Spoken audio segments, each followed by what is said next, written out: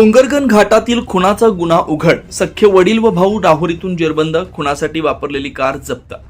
डोंगरगण घाट परिसरात आढळून आलेल्या अनोळखी पुरुषाच्या खुनाचा गुन्हा स्थानिक गुन्हे शाखेनं अल्पावधीत उघडकीस आणलाय. खून करणारे सख्खे वडील व भाऊ यांना राहुरी तालुक्यातून अटक करण्यात आली आहे.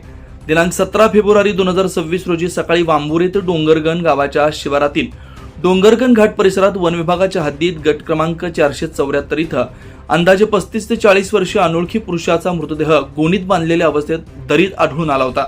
अज्ञात आरोपीनं खून करून पुरावा नष्ट करण्याच्या उद्देशानं मृतदेह दरीत टाकल्याचं प्राथमिक तपासात निष्पन्न झालं.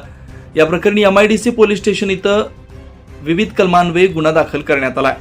घटनेची गंभीर दखल घेत सोमनाथ घारगे पोलीस अधीक्षक अहिल्यानगर यांनी स्थानिक गुन्हे शाखेस गुन्हा उघडकीस आणून आरोपींना तात्काळ अटक करण्याचे आदेश दिले. त्यानुसार पोलीस निरीक्षक किरणकुमार कबाडी यांच्या मार्गदर्शनाखाली विशेष पथक गठीत करण्यात आलं.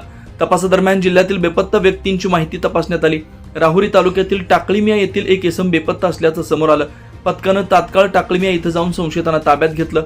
शिवाजी शंकर कवाने वय 55 व योगेश शिवाजी कवाने वय 30 दोघे राहणार टाकळीमिया तालुका राहुरी जिल्हा अहिल्यानगर यांची सखोल चौकशी केली असता योगेश कवाने याने त्याचा भाऊ किरण शिवाजी कवाने हा दारूच्या नशेत आईवडिलांना वारंवार मारहाण करत असल्याच्या कारणावरून वडिलांच्या मदतीनं खून केल्याची कबुली दिली.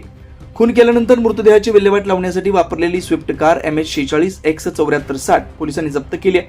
आरोपींना पुढील तपासासाठी MIDC पोलीस स्टेशन इथं हजर करण्यात आलंय. पुढील तपास सुरू आहे.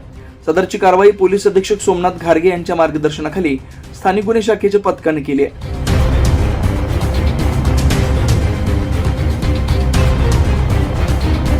ट्वेंटी फोर लाईव्ह महाराष्ट्र न्यूजसाठी भाऊसाहेब गामणे, अहिल्यानगर.